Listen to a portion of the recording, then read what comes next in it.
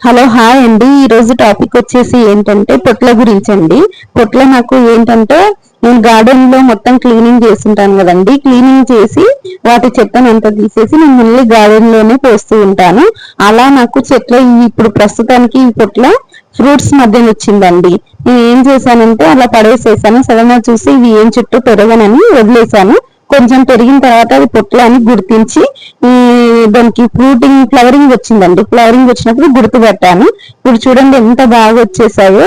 2-3 కాయలు పిందెలు పట్టేసాయండి. వాటికి నేను దారాలు కట్టేసుకున్నాను. దారాలు ఎందుకు కట్టేసుకోవాలంటే అవి స్ట్రైట్ గా రాకుండా వంకర వంకరగా పాముల్లా వంకర వంకరగా తిరుగుతున్నాయండి. అందుకోసమని వాటికి మేము తప్పకుండా దారాలు కట్టుకోవాలి. కట్టుకుంటేనే బాగుంటుంది. ఇంకోటి నేను ఇవి హ్యాండ్ పాలినేషన్ చేయలేదండి. వాటికి సహజ సిద్ధంగానే వాటికి మాకు తేనెటీగలు అలాంటివి వస్తుంటాయి కాబట్టి మంచి పాలినేషన్ జరుగుతుంది. కాకపోతే ఇక్కడ ఫ్లవర్స్ ఎక్కువ ఉంటాయి కదండి. ఫీమేల్ ఫ్లవర్స్ తక్కువ ఉండి మేల్ ఫ్లవర్స్ ఎక్కువ ఉంటాయి కాబట్టి నేను వాటిని తుంచుతూ ఉంటాను మధ్య మధ్యలో.